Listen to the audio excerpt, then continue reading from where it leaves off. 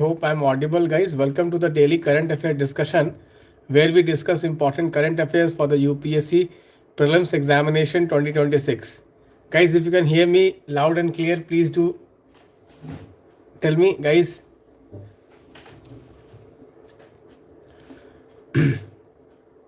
Can we begin, guys? So we have few topics which are important for the prelims today in the newspapers. First topic, guys, is the Samagra Shiksha Abhiyan. Okay. So, guys, you know that recently there has been some controversy regarding education schemes. Okay.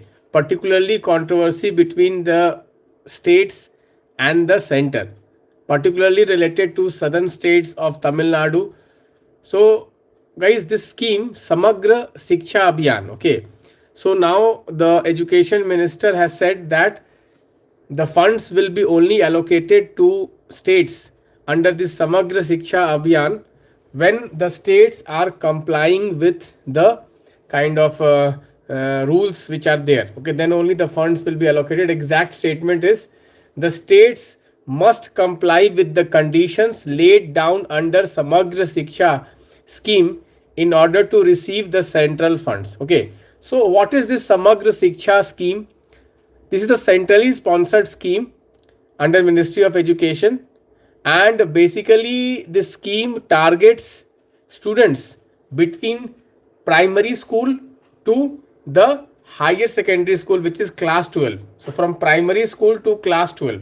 So this Samagra Shiksha scheme was basically created by merging three schemes. What are these three schemes? So one was the Sarva Shiksha Abhiyan, second was the Rashtriya Madhyamik Shiksha Abhiyan, and third was the teacher education. Okay, so these three schemes were basically mixed, okay, combined into one scheme which is called Samagra Shiksha. Samagra Shiksha scheme, guys, these three schemes, Sarva Shiksha Abhiyan, Rashtriya Madhyamik Shiksha Abhiyan, and third was the teacher education. So these three schemes were combined into one scheme, and that is called Samagra Shiksha scheme. This scheme was started in the year 2018. It is under the Ministry of Education. It is a centrally sponsored scheme. Guys, what are centrally sponsored scheme? Centrally sponsored schemes are those schemes which are basically designed by the center, but they are on state list.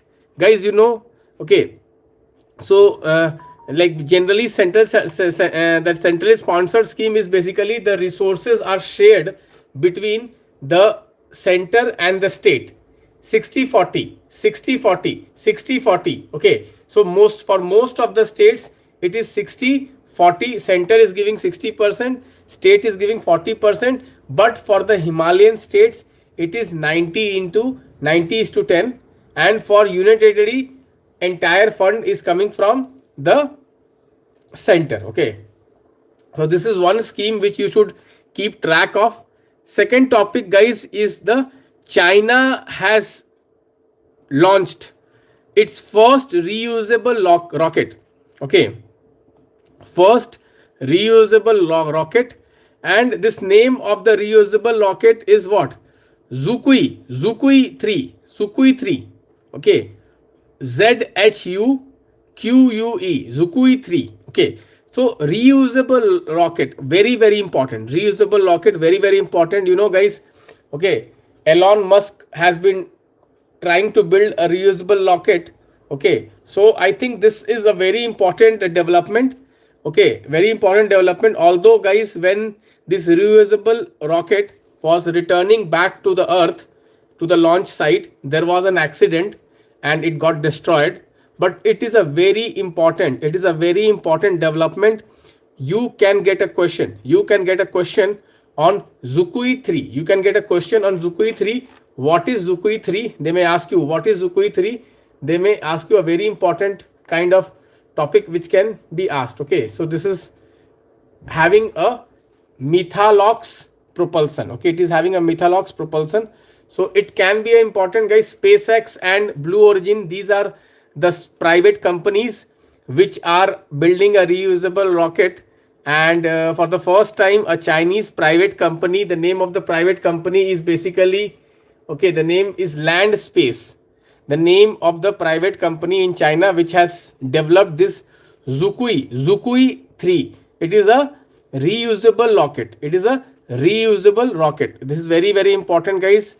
Reusable technology is an important technology for the space science, so keep track of this. You should definitely read in detail. Okay, moving on, guys. Okay, there was one topic on man animal conflict. Okay, so guys, because of habitat destruction and habitat fragmentation and climate change and other factors, human and wildlife conflicts are increasing. Okay, so many states are demanding to notify nilgai and wild boar as vermin animal. Vermin. Okay, so what is this vermin category, they may ask you. I think in 2024 prelims examination they have already asked you vermin. Guys, vermin are those animals which are dangerous for the agriculture. Okay, they are harmful for the agriculture, they are harmful for agriculture. Okay, so once you are categorized as vermin, then you can be killed. You can be killed, you lose your protection. Okay, so it is in the Wildlife Act, it is Schedule 5. In the Wildlife Act, it is Schedule 5. Okay, so there was a question on vermin. Okay, so who has the power to declare any wildlife as vermin? Can anybody tell me who has the power to declare any animal as vermin? Okay, so remember, guys, it is the central government. It is the central government which is having the power to declare animals as vermin throughout the India. Okay, central government. This is very very important. Okay, you should keep this in mind. Okay, next topic, if you see, there was a topic on denotified tribes. Okay, so the central government has said that it is not going to classify, the denotified tribes. So what are denotified tribes? Denotified tribes are those communities which were earlier notified as criminal tribes under Criminal Tribes Act 1871 during the British rule. These tribes, once India got independent in 1952, were denotified. Okay, so basically, guys, these criminal tribes or these denotified tribes were basically notified under the Criminal Tribe Act 1871 by the Britishers. So these tribal people, guys, used to engage in some kind of criminal activities. They were habitual offenders.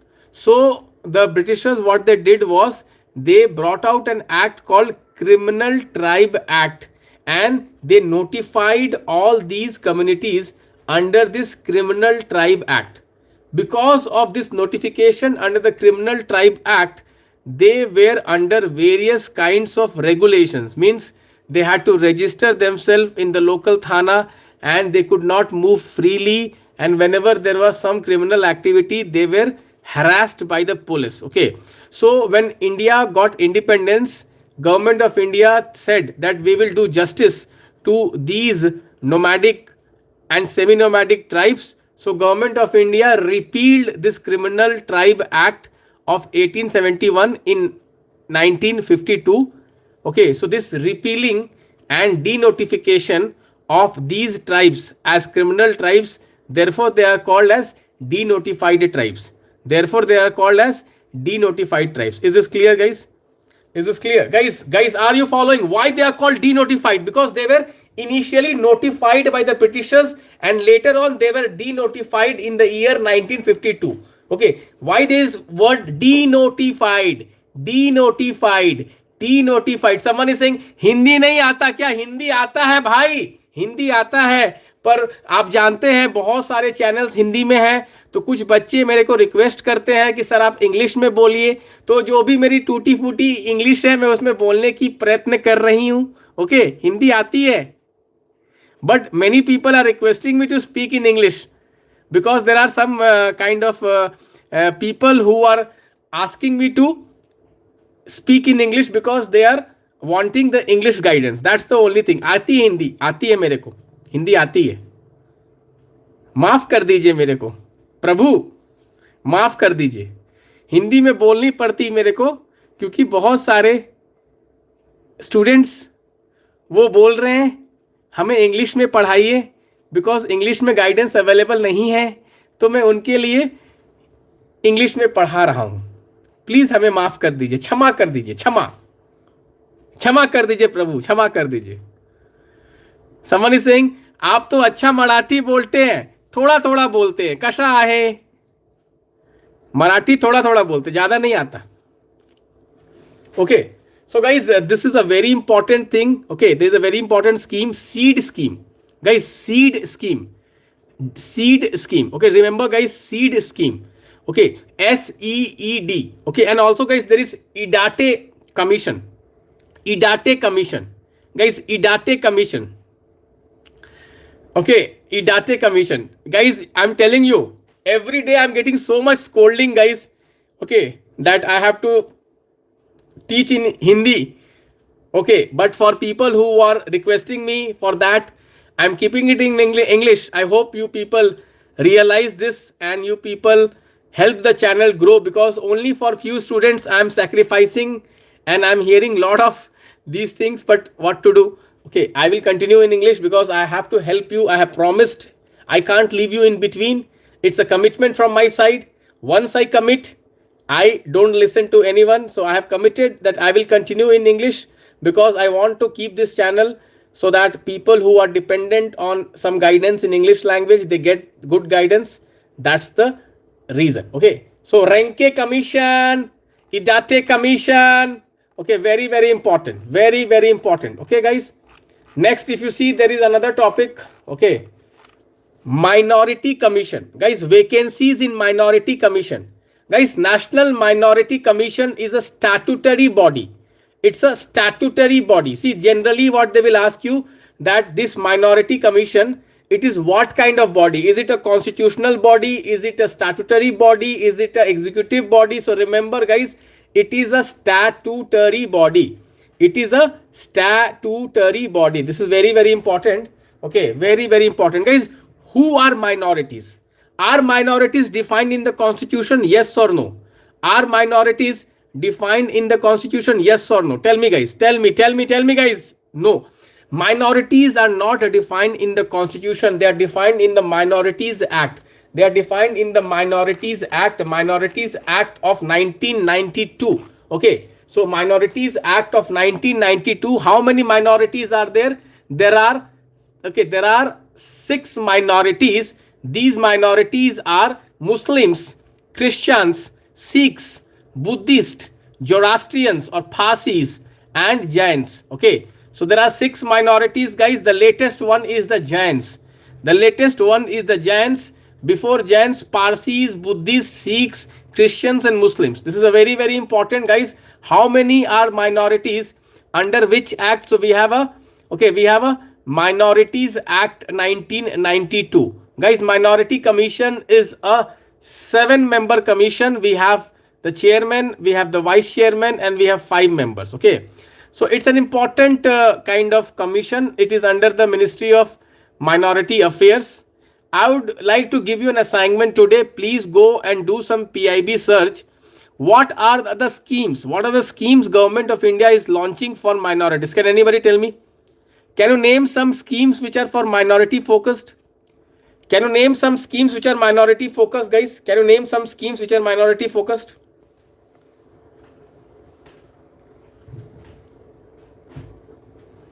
Roshni, someone is saying. Roshni, okay.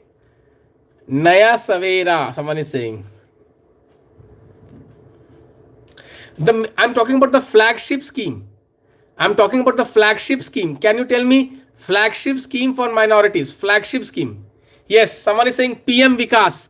Neha Kumari, good. Neha Kumari, you are doing good, Neha. Neha is really doing good. I'm very happy with this girl. Okay, Neha Kumari, she is doing good. Okay, so yes, there is something called PM Vikas. Go and read it. Go and read PM, everyone, guys. PM Vikas. This is an important topic. This is a very important topic, guys. You may expect a question on that. Okay, guys. Also, okay, in Down to Earth, guys, magazine, there was one topic about the invasive species. Okay, so guys, you know, invasive species are increasing in India, and they are basically threatening the Himalayas and the Western Ghats. There are 3 invasive species, which is the Lantana camara. Lantana camara, guys. Lantana camara. Then we have the Prosopis julifora. Prosopis julifora. And another is Chromoleona odorata. Okay. Chromoleona odorata. Okay. These are the 3 invasive species. Lantana camara, Prosopis julifora, and Chromoleona odorata. Okay, are the 3 kind of these are the 3 invasive species. It's a very important theme in UPSC. Invasive species are threatening the biodiversity, particularly the Western Ghats. Okay, so invasive species, a popular theme in the prelims examination. Multiple questions have come on invasive species. It's a very, very important, guys. Very, very important, guys. Next topic, guys. Economy. Rupee crossing 90, guys. Yesterday we have discussed rupee crossing 90. What is the main reason why rupee crossing 90, guys? I told you rupee crossing 90. The main reason is what? The main reason is what? Trade deficit, current account deficit, trade deficit, current account deficit, FII pulling out money, FII pulling out money, FII flight of capital, flight of capital, flight of capital, flight of capital, trade deficit, flight of capital, trade deficit, flight of capital. So dollar going out of the country, dollar going out of the country, dollar going out of the country, rupee declining, inflation, imported inflation, imported inflation, imported inflation. Guys, people who are dependent on imported goods, guys, their prices are rising. Imported inflation, guys, their prices are rising. Okay, exporters are benefited, importers are at loss, exporters are benefited, importers are at loss, exporters are benefited. Okay, guys. So guys, rupee is a very important topic. You may expect a question on rupee. Okay, you may expect a question on rupee. Guys, I have a very important announcement. Okay, I have a very important announcement. I am launching a 21 days challenge for UPSC Prelims 2026. 21 days challenge. Please take up this 21 days challenge. This is going to start around 9th of this month, 9th of December, most probably Tuesday or Monday. Okay, this will go till 31st of December. 21 days challenge for UPSC Prelims 2026. Please take up this challenge. This challenge will help you to crack UPSC Prelims examination 2026. Do not miss this challenge. Let me tell you, do not miss this challenge. This challenge will transform you. This challenge is an opportunity to increase your level of preparation. This challenge is an opportunity to be ahead of others. This challenge is an opportunity to score 10-20 marks more than others. This challenge is an opportunity to boost your marks. So do not miss this challenge. Do not miss this challenge. This challenge is going to start next week. Guys, 21 days challenge is basically a transformative challenge. Okay, where you understand the mindset of the question setters. Very, very important. Very, very important. With this, I'm going to take your leave, guys. Good night. Bye-bye. Take care.